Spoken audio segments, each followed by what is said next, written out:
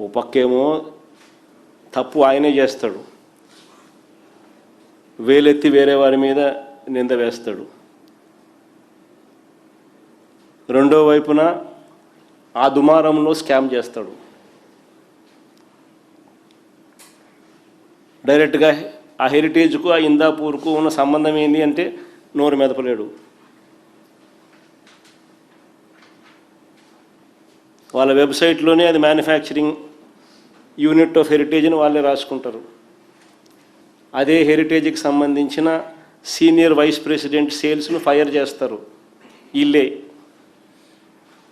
ఆయన రాజీనామా చేసి వెళ్ళిపోయినాడు ఈ నేపథ్యంలోనే.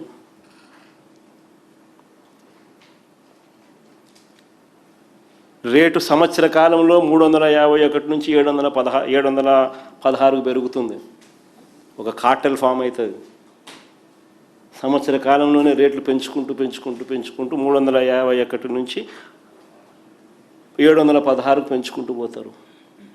కేజీ నెయ్యి మీద 365 రూపాయలు ఒక సంవత్సరంలో పెరుగుతుంది. స్కామ్ కనిపిస్తుంది. సరే, ఇలాంటి వాళ్ళని ఏమనాలా అని అడుగుతా ఉన్నా. సినిమాలో నిజంగా ఒక విలన్ క్యారెక్టర్ కూడా ఒక సినిమాలు పోతే ఆ 2.5 గంటల్లో విలన్ కూడా ఇంతగా ఆలోచన చేయడము.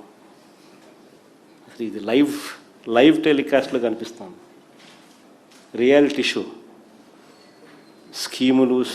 స్కీములు లేవు, స్కాములు, మళ్ళీ ఎదురు ఆరోపణలు, మళ్ళీ కుట్రలు.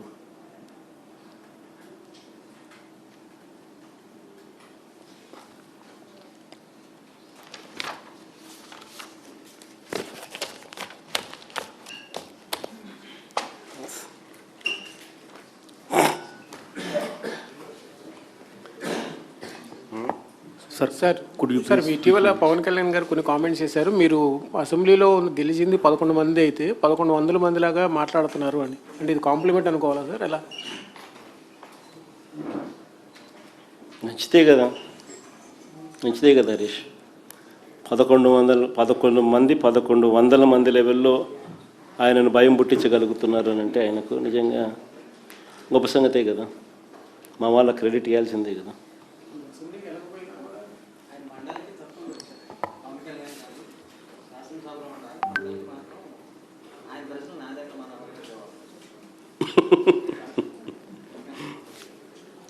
Sir, could you speak in English, sir?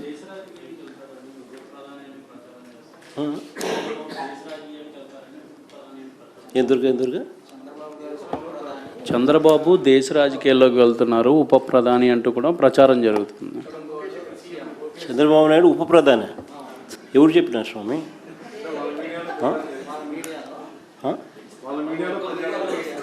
వాళ్ళ మీడియాలో వాళ్ళు రాసుకుంటున్నారా? వాళ్ళు చెప్తున్నారా? గొప్ప సంగతి నిజంగా. ఈయన ముఖ్యమంత్రిగానే భరాయించలేకున్నారు ప్రజలు. ఈయన ఉప ప్రధాని అయితే ఇంకా దేశ ప్రజలు ఏం భరాయిస్తారండి? Sir, could you speak brief in English, sir? Brief in English, sir. Brief in English. Could you please? ఇంత పెద్దది ఏం బ్రీఫ్ లేకపోయింది. Sir, you said, Sir, you said Chandrababu Naidu has given wrong figures in the assembly. So how do you think he could be held accountable for that?